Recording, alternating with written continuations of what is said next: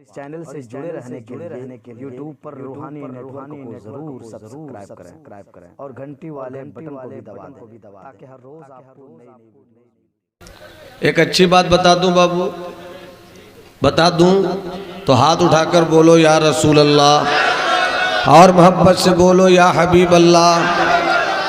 आजकल नकली बाबाओं की भीड़ बहुत है।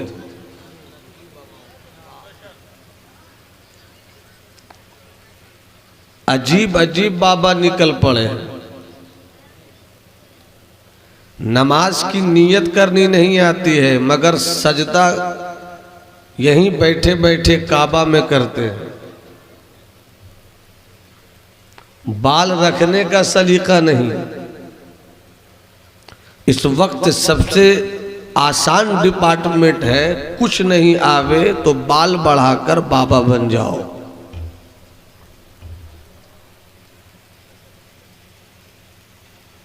मगर नकली बाबा भी बहुत हैं, मगर नकली बाबा का ये मतलब नहीं कि असली बाबा नहीं है।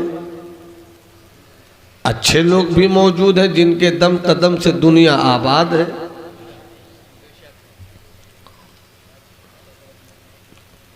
आप जिस मजलिस में बैठे हुए हैं इस मजलिस के तकद्दुस को पहले समझ जाइए, ये समझ जाइए ताकि मसला हल हो जाए। फिर आप खुद फैसला कीजिए कि हमें किस तरह बैठना चाहिए, किस तरह सुनना चाहिए, क्या करना चाहिए। विलायत के कई हिस्से हैं, वलियों की कई कैटेगरी है।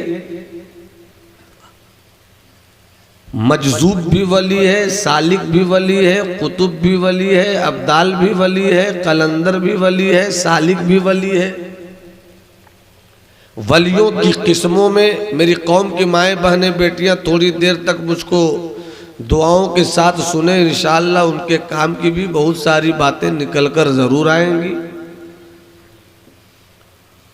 वलियों की कई किस्मों में एक किस्म है मजजूब। आपकी जुबान में मजजूब के ताल्लुक से मैं बतलाता हूं, मजजूब वो होता है जिसको ये पता नहीं कि वो कौन है। खाना क्या चीज़ है, पीना क्या चीज़ है, सोना क्या चीज़ है, जागना क्या चीज़ है, तिजारत करना क्या चीज़ है, सियासत करना क्या चीज़ है, बीवी क्या चीज़ है, माँ क्या चीज़ है, बेटा क्या चीज़ है, बेटी क्या चीज़ है। उस इंसान से उसकी हकीकत अल्लाह की रजा के लिए खुद छुपी होती है। उसे ये पता नहीं कि वो क्या है।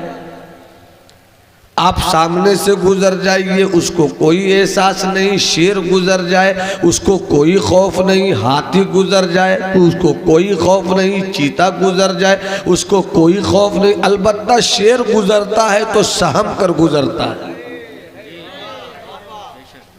चीता गुजरता है घबरा कर गुजरता है, हाथी गुजरता है अदब से गुजरता है कि हम जहां से गुजर रहे हैं वो सच्चा गुलाम मुस्तफ़ा है। जरा मोहब्बत से बोलो ना सुभान अल्लाह भाई। हाथ उठाकर बोलो सरकार की आमद, मुख्तार की आमद, मदनी की आमद, मक्की की आमद। अब तवज्जो चाहूं, इस मजलिस के तकद्दुस को समझने की कोशिश कीजिए। रूहानी नेटवर्क मौजूद है।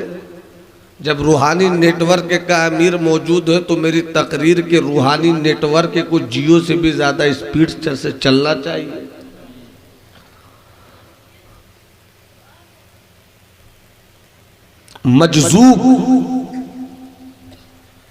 मजजूब के सामने से कुछ गुजर जाए, मजजूब को कुछ समझ में नहीं आता। मगर किसी ने सदरुल अफाजिल मुफस्सिर कुरान हजरत अल्लामा सैयद नईमुद्दीन मुरादाबादी अलैहिर्रहमा से पूछा कि मजजूब की पहचान क्या है, कैसे हम जानेंगे कि ये मजजूब है और वाकई मजजूब है। इसलिए कि नकली की भीड़ में असली की तलाश मुश्किल होती जा रही है। सदरुल अफाजिल ने जवाब दिया, मजजूब अगर कोई समझ में आवे कि ये मजजूब है, अब असली है कि नकली है, उसके पीठ के पीछे जाकर धीरे से कह दो मोहम्मद। जब तक सब नहीं बोलिएगा मैं आगे नहीं बढ़ूंगा। पीछे से कह दो मोहम्मद सल्लल्लाहु अलैहि वसल्लम। मोहम्मद। वो मजजूब, चीता गुजर जाए उसको एहसास नहीं, शेर गुजर जाए उसको एहसास नहीं, हाथी गुजर जाए उसको एहसास नहीं, भूख क्या चीज़ है उसको एहसास नहीं, प्यास क्या चीज़ है उसको एहसास नहीं, बेटे का कोई एहसास नहीं, बेटी का कोई ख्याल नहीं, बीवी से कोई रिश्ता नहीं, दुनिया से वो बिल्कुल अलग। मगर अगर वो सच्चा मजजूब है, उसके पीठ के पीछे जाकर सिर्फ उसके कान तक आवाज पहुंचा दो, मोहम्मद। सच्चा मजजूब अगर होगा वो पलट कर देख लेगा। अरे मुस्कुराकर बोलो ना सुभान अल्लाह, हाथ उठाकर बोलो सुभान अल्लाह। किसी का हाथ झुका नहीं रहे। तुम्हें करबला के शहीदों की मोहब्बत का वास्ता है, तुम्हें अली असगर की मजलूमियत का वास्ता है, तुम्हें अब्बास के हौसलों का वास्ता है। जिसके पास हाथ नहीं उनसे मुझको कोई शिकायत नहीं है, हाथ है ही नहीं तो उठावेंगे कहां से।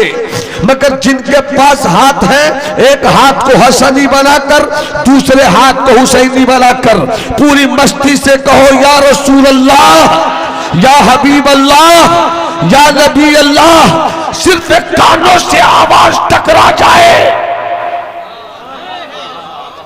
मोहम्मद, सिर्फ उसके कानों के पर्दे समात में रस घोल दे लफ्ज़ मोहम्मद, तो मजजूब किसी भी हाल में हो। अमा खाने वालों तुम सोचो, पीने वालों तुम सोचो, बड़े अक्लमंद हो तुम सोचो, पैसे वाले हो तुम सोचो, इसी दिमाग का इस्तेमाल करते हुए करोड़पति हो गए हो तुम। मगर तुम सोचो, इसी दिमाग को इस्तेमाल करते हुए बड़े बड़े बिजनेस हैंडल करते हो तुम।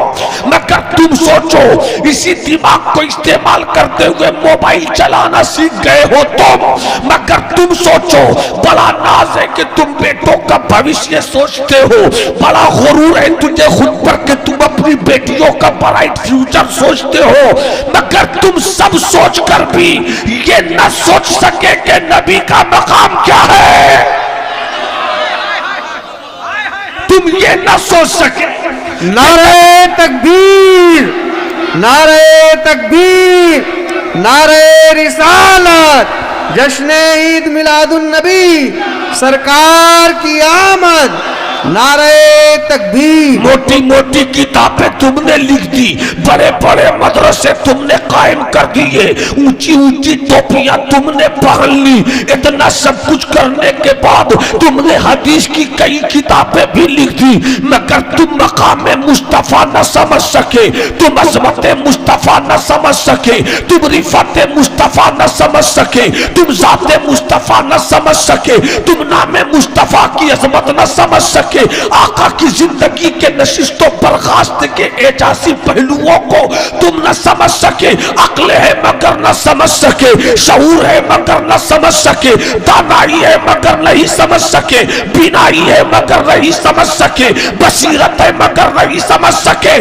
फैसला तुम करो कि तुम्हें सब चीजों की समझ है मगर मकाम मुस्तफा की समझ नहीं। और वो मजलूब जिसको खाने की समझ नहीं है, जिसको पीने की समझ नहीं है, जिसको बेटों की समझ नहीं है, जिसको बेटियों की समझ नहीं है, मगर किसी ने चुपके से कह दिया पीठ पीछे जाकर मोहम्मद, तो वो कुचल पड़ा कि वो कौन खुश नसीब है जो नाम मुस्तफा ले रहा है। जो नाम मुस्तफा लेता है वो मेरी पीठ के पीछे नहीं रहता, बल्कि वो तो सामने रहता है।